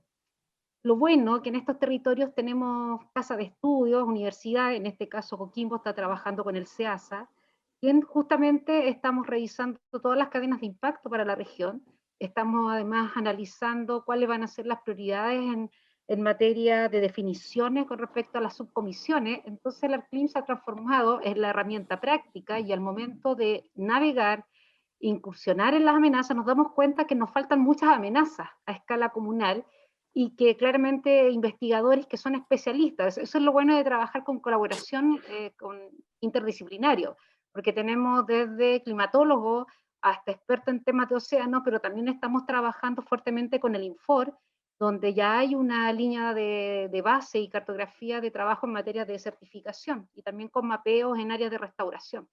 Pero nos damos cuenta que finalmente el propio ministerio, yo siendo funcionaria del ministerio, por eso quería intervenir, y ha sido la discusión que hemos tenido con la Oficina de Cambio Climático, debiera justamente ir analizando y generando los mapeos y las cartografías y las cadenas de impactos que están faltando en aquellos, por lo menos regiones, en donde tenemos la prioridad de levantar justamente esta información para la toma de decisión, porque en definitiva, claro, yo concuerdo en que esta información está muy amigable, asequible, digamos, ni siquiera para un nivel de experticia que a lo mejor se pudiera tener, pero que en definitiva el ministerio se está dando cuenta que vamos a tener que actualizar, que vamos a tener que pagar y contratar para levantar ciertas cadenas de impacto, y eso pareciera ser que no lo tenían evaluado. Y lo digo con mucha sinceridad porque ha sido parte de la discusión con los equipos de SEASA, y en este instante estoy yo justamente acá en esta charla y voy a seguir conectada con ustedes seguramente en los próximos talleres, porque ya esperamos en 2 meses más de poder tener ya claro nuestro panorama en cuanto a amenazas y riesgos, y de ahí a trabajar voluntariadamente con una comisión de 30 técnicos de servicios públicos y del IFOP, SEASA y el INFOR, que generalmente van a hacer el soporte técnico a este trabajo mancomunado, sin ningún tipo de asesoría ni recursos. Así que en el fondo les quería transmitir que de verdad que sin esto yo no sé cómo lo haríamos para la toma de decisión. Así que eso, muchas gracias. Gracias. Le damos la palabra a Raúl, que tenía la mano levantada. Raúl Overrouter. Raúl nomás, más enredado. Ah, ya. Sí. No, yo soy uno de los palos blancos de Pato Inter. En realidad también él y yo somos fundadores de la Asociación Chilena de Ingeniería Puerto de Costa. Aprovecho de saludar también ahí un par de colegas muy especializados, Sergio Barbera y Jimena también Vargas y Rodrigo Campos Cava. Soy funcionario público también, estoy fuera de mi horario laboral, así que creo que puedo hablar libremente también. Y el tema del uso es súper importante, lo digo yo como funcionario público ya en proyección de infraestructura. ¿Ya? Cambio climático a nivel estatal en general todavía no es 100% entendido. ¿Ya? Todavía hoy en día no existen diplomados ni magíster en Chile para poder instalar este conocimiento, y si alguien quiere ir a buscar tiene que ir afuera en particular. Entonces una carencia importante. Sin embargo, quiero que por favor recojan el aspecto del uso. Es relevante, es importante. Yo conozco el CLIM también de hace bastante rato, tuve las capacitaciones, doy fe que fueron buenas, ¿ya? Que permitían poder usar el portal de manera eficiente y eficaz. ¿Ya? Sin embargo, recojo esto porque yo trabajo en el ámbito de infraestructura, y cuando hablamos de infraestructura pública, nuestra vida útil de nuestras infraestructuras son 25 años. Eso es lo que se evalúa en el Ministerio de Desarrollo Social, salvo que sean algunos caminos de puentes que tienen un horizonte un poco más largo de 50 años en general. Entonces, la discusión también que se da al interior es cómo nos posicionamos con infraestructura de vida útil corta, ¿ya? A través del tiempo. ¿Ya? Muchas veces el análisis va a permitir analizar cambio climático, sí, lo considero, no. ¿Ya? Es decir, acepto los riesgos que pueden existir en esta pequeña ventanita de tiempo proyectada. Entonces, es bien interesante porque para algunos tipos de infraestructura puede ser muy relevante una herramienta de este tipo, para otros puede ser parte del análisis, que es súper importante porque antes no estaba el análisis. Es así de simple, o sea, ni siquiera considerar el cambio climático como una de las variables. ¿Ya? Y el considerar el análisis ahora nos permite completar la evaluación de un proyecto en particular, cualquiera sea. Entonces quisiera en el fondo apuntar a eso. En el ámbito marítimo, nosotros, como lo decimos también a nuestros alumnos, somos una de las variables, una de las disciplinas de la ingeniería donde, aparte de la estructural, aparte de la geotécnica, aparte de la hidráulica en algunos casos, la incertidumbre es la que siempre está presente. O sea, siempre voy a subir o bajar. Cuando Pato hablaba de los movimientos cosísmicos y lo que estuvimos presentes la región del Biobío y ver que el suelo había subido 2 metros más arriba y no entender dónde estábamos parados. Entonces, es importante eso. Solamente para terminar, coincido con la colega del Ministerio de Medio Ambiente de Coquimbo.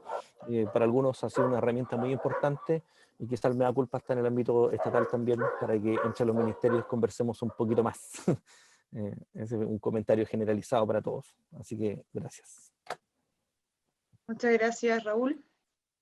Tenemos otras 2 manos levantadas, Pablo Marquet y Óscar Melo, que en honor al tiempo van a hacer nuestras últimas 2 preguntas. Pablo, ¿tienes la palabra? Gracias, Valentina. Y bueno, gracias a todo el equipo de Arclim por el producto final y el proceso, que fue interesante, y el apoyo que tuvieron también a toda lo que fue la mesa científica, la COP25, así que gracias por todo eso, y el producto sin duda que un tremendo apoyo. Y les quería decir, por un lado, que sí se usa harto, de hecho estaba viendo, acabo de ver, si ustedes visitan la página de Beterram, por ejemplo, ¿no? Hay una foto de Flavia Liberona hablando sobre los problemas de la salmonicultura en el sur, y tiene pegado, ella está hablando y tiene pegado el mapa de exposición, riesgo, etcétera, sacado de Arclim, ¿no? Y con eso está haciendo el punto de que es importante desalmonizar la Patagonia, ¿no? Porque el riesgo que hay conectado a esto con los eventos FAN de algas, los blooms de algas, etc. Entonces sí se usa, y también me consta que se usa, mucha gente le están pidiendo modelaciones o datos respecto de el clima, y van y bajan los datos desde Arclim, ¿no? Lo cual está generando una cultura de acceso, y por lo tanto van a empezar a aparecer todos estos productos en distintos tipos de informes y análisis que se hagan, y particularmente en el contexto de consultorías ambientales, donde se está exigiendo cada vez con mayor recurrencia análisis de impacto del cambio climático. Quizás sea bueno, eso sí, colocar en la página web, ¿no? Por favor, si usted usara alguno de los productos, cítenos así, ¿no? Porque eso permitiría quizás mantener o keep track, ¿no? de algo, porque uno puede buscar las citaciones después, ¿no? Al proyecto, que se diga, no sé, el que sea etal, Arclim, proyecto, bla, bla, bla, bla. Eso sería importante. Y lo otro es que para futuro quizás me imagino que debieran haber una serie de modificaciones, porque como decía el Arclim 1.0, entiendo que ya hay una licitación para una actualización, de hecho, y no sé si se han sentado a pensar cuáles son las prioridades, pero yo mirándolo así en la globalidad, hay un gran ecosistema que queda afuera, que es justamente la zona, no es la zona costera, es lo que está entre la zona costera y las 200 millas probablemente, ¿no? Y son las zonas insulares también, que probablemente van a sufrir una serie de impactos bien profundos. Estoy pensando en lo que significa las proyecciones para probablemente Isla de Pascua, en términos de subida a nivel del mar, no sé. Así que, y lo otro en la zona más no costera, lo que tiene que ver con los heat waves, ¿no? Estas olas de calor en el océano, que se han puesto bastante de moda en términos de generar, de que son eventos muy fuertes, y hay modelaciones donde se podría rescatar algo al respecto. Eso, y felicitaciones nuevamente. Muchas gracias, Pablo. Es importante considerar lo de las citas, y bueno saber que también se está ocupando Arclim. Nuestra última pregunta, tiene la palabra Óscar Melo. Gracias, Valentina. Primero decir que yo no fui parte de este estudio, pero realmente felicito el tremendo trabajo. Creo que aquí hay muchas horas de grandes expertos, y creo que es una tremenda herramienta que va a ser muy útil. me gustaría aclarar, eso sí, que desde mi perspectiva, ¿no es cierto?, es una herramienta que, como decía Pato, digamos, tiene un fin que son estos índices, ¿no? O sea, termina un indicador final, un índice de riesgo, ¿ya? Ahora, hasta donde yo he podido leer, y no he leído todos los informes de todos los sectores, pero hasta donde yo he podido entender, ¿cierto?, hay una gran variabilidad en términos de qué es lo que nos dicen esos indicadores, ¿ah? Y algunos son más cuantitativos que otros en el sentido de estar conectados con modelos o no. Y ahí yo quería hacer, digamos, como un comentario respecto de por dónde creo que hay que avanzar, ¿ah? Porque yo creo que este es un ejercicio sumamente útil, pero obviamente tiene que seguir creciendo, ¿ah? Y a mí me tocó hacer, digamos, un paso siguiente, y usamos mucha de la información que generó ARCLIN para calcular los costos de la inacción, y algunos, digamos, de los mismos expertos que están en ARCLIN trabajaron en ese otro proyecto, pero naturalmente falta bastante modelación detallada para conectar estas cadenas de impacto, ¿ah? No solo hay cadenas de impacto que están quedando fuera, que no las tenemos, sino que incluso las que están identificadas no están bien cuantificadas, ¿ah? Y yo creo que el tema de la sensibilidad ahí es clave, y como mencionaba Francisco, también la parte, digamos, de adaptación es muy importante, ¿ah? Porque si uno, digamos, se pone en escenarios que son poco realistas, donde no va a haber una adaptación endógena, bueno, en realidad no sabemos muy bien qué estamos abordando. Y solo quiero cerrar con una pregunta, aprovechando que está René aquí y Pato también.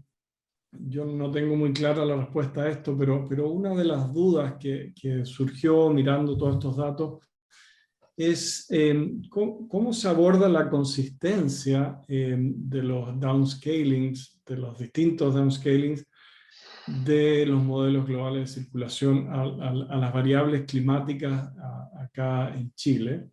Y si alguien ha hecho un análisis de esa consistencia, yo he mirado, ¿no es cierto?, los resultados para algunas variables, a la nube de puntos, hay alguna señal, ¿no es cierto?, pero ¿cómo ayudamos a interpretar eso? Y sobre todo cuando tratamos de mirar como eventos, digamos, eventos que no son la temperatura promedio, ¿no?, sino que son eventos que ocurren quizás una vez cada 50 años, pero que pueden causar todo el daño que causa un pequeño aumento en la temperatura media, ¿no? Estoy tratando de decir algo en générica no técnica, pero ¿cómo integramos entonces esa interpretación? ¿Podemos hacer una interpretación de ese tipo con las modelaciones climáticas que tenemos, o solo debiéramos mirar los cambios medios, ¿ah?, y no tratar de estimar estos eventos extremos? Gracias. Yo puedo responder un poquito, Oscar. Muchas gracias por tus comentarios, y en general a todos por sus comentarios. Mira, nosotros tomamos todos estos modelos, y parecido a después Patricio puede contar lo que hizo en el caso de sus modelos oceánicos, y aplicamos esta cosa del promedio. El promedio es el estimador, tal vez tiene algún sesgo, pero es lo más robusto que tenemos por ahora. Y uno supone que algunos modelos lo hacen un poco mejor, otros peor, pero aplicamos lo que comúnmente se llama la democracia de modelos. Todos valían más o menos lo mismo. Efectivamente uno podría ponderarlos porque en otras cosas lo hemos hecho así, algunos modelos reproducen mejor la señal del Niño, señales climáticas, pero cuando tú tienes 25, de nuevo uno apuesta, te insisto, uno lo que estamos, más que decir exactamente la temperatura va a cambiar en 0,20, en el segundo decimal, 1,22 grados, lo que queremos saber es que va a cambiar dentro, tener una medida robusta y razonable de ese cambio, ¿cierto? Y cómo eso va a impactar a un cierto sector. Concuerdo contigo, y mira, hay muchas cosas, trabajo no nos va a faltar, creo, porque efectivamente yo me siento bien y relativamente seguro con estas tendencias promedio, pero cada vez nos damos cuenta más que los eventos extremos son los que mueven un poquito la aguja y son los que producen más daño, ¿cierto? Y ahí ya tienes el problema de que incluso cuando tú lo ves, piensa tú que estás viendo cosas que tienen periodo de retorno de 50, 100 años en una muestra de 30 años. Entonces, yo creo que eso ya está como en el límite, y uno tampoco lo puede hacer todo. Y de hecho, estoy reflexionando que uno tiene que ser muy explícito en lo que se puede y lo que no se puede ver con ARCLIN. Entonces, claro, evento de extremo efectivamente está ahí en el límite de lo que podemos ver. Esta cosa de promediar los modelos es tan buena como, bueno, yo diría que es bastante robusta, así que estoy con confianza con eso. Oye, y lo último que quería decir, antes, no sé si Patricio quiere agregar algo, Francisco. Sí, yo quiero comentar un par de cositas. Al tiro, Pato, pero habían un par de preguntas respecto a los datos. Como les decía, para mí ArcClim es una herramienta que tiene que servir, y los datos se sacaron de lugares muy distintos. Por ejemplo, el caso de Bosque, ellos sacaron cosas de la CONAF o cosas que han visto otros colegas, pero todo es trazable. O sea, uno cuando pincha, no solamente están los datos, sino que están los metadatos, ¿cierto? Entonces uno va a saber, y uno podría decir, a esta base de datos no le tengo tanta confianza y quiero recalcularlo de otra manera. Así que eso es posible, ese es como un anuncio de utilidad pública, nomás de que no solamente están los datos, sino que están los metadatos. Sabemos de dónde vienen y por lo tanto su alcance y limitaciones. Dale, Pato. Patricio. Sí, bueno, sucede que con Oscar hemos estado tratando de responder algunas de estas preguntas en un paper específico sobre impacto de puerto, y no sé qué palabra utilizaste específicamente, si era confiabilidad, confianza, lo que sea, pero al menos con los datos de oleaje, lo que hacemos nosotros es tomar una ventana histórica y compararnos con un benchmark, que es un modelo histórico que se evalúa de forma tal de calcular, reproducir una ventana histórica de, no sé, 30 años, 35 años. Luego los modelos climáticos los ajustamos a través de la excedencia para que coincidan en la ventana histórica con ese benchmark, y luego aplicamos esa misma corrección en el futuro. De alguna manera todos los modelos tienen las mismas curvas de excedencia en la ventana histórica. Esa es la manera en que hemos resuelto ese problema, pero yo creo que hay una pregunta mucho más profunda que tiene que ver con los eventos extremos, como bien lo dices tú. Y aprovechando que está René también, aquí yo aprendí de René de que si queremos ver eventos extremos, no tenemos que analizar la golondrina, tenemos que analizar muchos eventos. Hicimos un estudio reciente en Rapa Nui para tratar de evaluar los impactos sobre los cierres de puerto del puerto de Angapico, que es el único puerto que permite abastecer ahí a la isla. Y ahí detectamos algunos efectos bastante interesantes y acoples entre la atmósfera, los ríos atmosféricos que están empezando a salir con impactos sobre los puertos que son súper interesantes de analizar. Y eso es incluso mirando hacia atrás. Luego, lo que debiéramos hacer nosotros, dado que los modelos, por ejemplo, de oleaje no capturan bien los extremos, porque los extremos ocurren cuando tienes una cubierta de nube y no puedes verlo, tampoco pueden calibrarlo, y los modelos están relativamente sesgados, es empezar a ver esos eventos históricos, caracterizarlos uno a uno en forma más detallada, para eventualmente tener una población suficiente como para hacer extrapolaciones a futuro, más allá de mirar simplemente las medianas o lo que sea. Yo creo que por ahí va el desafío, y tener muchos modelos, hacer ese análisis. Y finalmente un análisis que resuelve procesos a nivel local, con downscaling, para poder caracterizar esas variables. Y saludos a Raúl, que está ahí en el puerto, ¿cómo se llama? El puerto de la mina del Tofo. Muy buena imagen que la sacaste ahora. Así que, gracias. De Palo Blanco no fuiste mucho porque necesito preguntas. Eso. Yo también quería comentar una cosa más con respecto a esto, que tiene que ver con usuarios y expectativas de los usuarios, lo que uno puede hacer y uno no puede hacer. Y esto es experiencia de un proyecto que se hizo en paralelo y que me vi en una situación media complicada porque estaban solicitando cuál era el mejor modelo. Y la verdad es que terminé perdiendo esa pelea al final de cuentas. Me costó un poquito caro, literalmente. Y es re difícil hablar del mejor modelo cuando tú haces el proceso de downscaling y fijas ciertos parámetros. A mí me gusta el concepto de tratar de usar la mayor cantidad de información que hay en estos modelos. Y para estudiar, por ejemplo, eventos extremos, se me ocurre que una posibilidad también sería hacer un pool de todos los modelos. Al final de cuentas, amplifica el tamaño muestral y algunos de ellos serán más sensibles, menos sensibles, y te darán una idea de cuáles son eventos extremos posibles. En otras palabras, por ejemplo, en vez de 30 años que tenemos de simulación, si tú amplificas esto y pones todos los modelos juntos, tendrás alguna mejor idea de cómo se van a ir distribuyendo los que están en los percentiles altos, porque va a tener mayor cantidad, 5 veces más probablemente, estimaciones de estos eventos extremos. Así que eso puede ser una posibilidad para ir trabajando ese tipo de datos. Oye, disculpe, ¿puedo meter la cuchara? Sí. Es que esto está en la base del concepto de riesgo. Si lo que Claro. estamos haciendo nosotros cuando tomamos 20 modelos y tomamos el promedio, estamos haciendo lo mismo que Nicanor Parra, ¿no? Tengo las patas en el refrigerador y en el horno, o me como un pan en el 0,1 y estamos re bien. Pero ese no es el riesgo. El riesgo es que tú puedes estar con una cierta probabilidad en una situación muy desfavorable. Y eso se puede cuantificar perfectamente. Si es que tú crees que todos los modelos son igual de confiables, tú obtienes, no sé, por el percentil 95. Y dice, existe un 5% de probabilidades que se produzca estas consecuencias. Y puedes encontrar una curva, frecuencia, probabilidad, que te hace ver no solo el promedio. Si el promedio, a ver, si fuera por el promedio, nadie tomaría seguro. ¿Mm? O sea, el problema es que tú te pegues. Y jugar a la lotería. Exactamente, estás jugando a la lotería. Luis, pero justamente el punto es ese, la capacidad que tienen los modelos de representar esa variabilidad. Más bien, Espérate. Es un buen punto. Pero que hay dos cosas. Tú tienes dentro del modelo, puedes ver esa variabilidad y además entre los modelos. Y se puede hacer un metaanálisis de los resultados.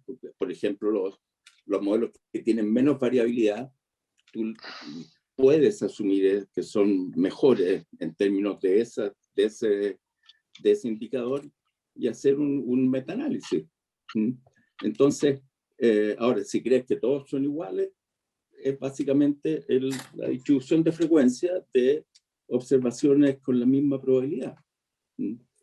Claro, pero el punto es la interpretación del dato, ¿no? Si es que debiera interpretarse como una representación de la variabilidad natural o es la variabilidad del modelo.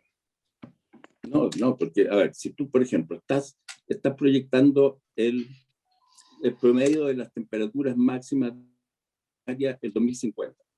Los 20 modelos te van a dar 20 números diferentes. ¿Ya? Y de hecho hay, en ArcLIM hay un rango, que entre paréntesis no se especifica qué rango es. Es el mínimo y el máximo, que no son muy representativos porque podéis tener un escapado. Si tú pusieras, mira, esta es la mediana, este es el percentil 5 y este es el percentil 95, tú tienes una caracterización de la distribución del cambio de temperatura del 2050. Y tienes que correr tu análisis, lo puedes correr con el percentil 95, pero vas a decir, bueno, este es el riesgo, los impactos que yo espero en el 5% de los casos, si es que le creo a los modelos, que algo tenemos que creer. Lo que estamos haciendo ahora, ahí precisamente, perdona, uno, de nuevo, y recuerden, yo soy climatólogo, uno lo que quiere, mira, yo veo, hay ciertas cosas que sabemos y ciertas cosas que no sabemos, obviamente. Y uno básicamente, Oscar y Luis, uno quiere tener un relato razonable de cómo va a ser el futuro climático, ¿cierto? Porque es imposible, o sea, si hay tanta incertidumbre del escenario, de realmente la variabilidad natural que está mezclada con la componente forzada. Entonces, mira, el valor así, el decimal, yo pienso que hay que tomarlo con mucha precaución. Y uno quiere tener un relato consistente, especialmente cuando piensa tú que la cosa más se coloca interesante cuando un sector es afectado por temperatura, por precipitación, por radiación. Es el combo completo, ¿cierto? Entonces, yo creo que no hay que ser tan papista con hasta dónde le pedimos el decimal al modelo. Podemos hacer análisis de sensibilidad, pero uno quiere esta cosa razonable porque, insisto yo, que cosas como sensibilidad y exposición, piensa tú que nosotros tenemos congelada la exposición de los sistemas al 2050, que es otra variable súper importante para el cálculo del riesgo, ¿cierto? Nosotros no lo tenemos congelada, nosotros calculamos, por ejemplo, el crecimiento de la población al 2050, porque no es la población de hoy la que está expuesta. Sí, eso se puede hacer, pero es que hay un tema aquí fundamental, que tú dices, tenemos incertidumbre. Justamente, debido a que tenemos incertidumbre, tenemos una componente de riesgo. Aparte del riesgo que tú puedes, hoy día tienes un riesgo de que haya una onda de calor mañana. El 2050, la probabilidad de que ocurra esa onda de calor va a ser mayor. Pero ¿cuánto mayor? Bueno, tu estimación le crees a un modelo, al promedio de los 20 modelos o al máximo de los modelos, o al máximo resultado. ahí hay otra cuestión que nosotros estamos diciendo ya, este es lo colapsamos en el promedio. Miren el IPCC nos da un aumento de temperatura, dice, este es el punto, te da el aumento con la distribución, con el rango, y tú puedes calcular hasta una distribución. ¿Te fijas? Entonces, ahí viene la pregunta, ¿cuál usas tú para estimar tus impactos esperados? ¿La media o un nivel más alto? Perdón que interrumpa, la discusión está muy buena, estamos un poquito no, pero pasados. Tienes que seguirlo en algún momento. No, sí, por supuesto. Yo le hago una propongo cordial que invitación tengamos a que un se tomen un happy café. hour seminar después. Sí, lamentablemente ya estamos unos 20 minutos tarde en el tiempo, así que vamos a dar por finalizado el seminario. En nombre del Centro de Cambio Global y el CR2, les damos las gracias a todos los participantes por haber asistido, así como también a los expositores y en general a todos por las preguntas y comentarios que surgieron. Oye, muchas gracias. Y que no se pierdan las siguientes exposiciones, que también van a estar igualmente buenas en esto. Así que tenemos para un mes por lo menos de trabajo. Muchas gracias. Muchas gracias. Gracias. Chao, nos vemos. Muchas gracias. Chao, chao. Buenas tardes a todos. Las próximas van a ser en 2 semanas más la siguiente. Y vamos a tener un ritmo cada 2 semanas, mismo horario.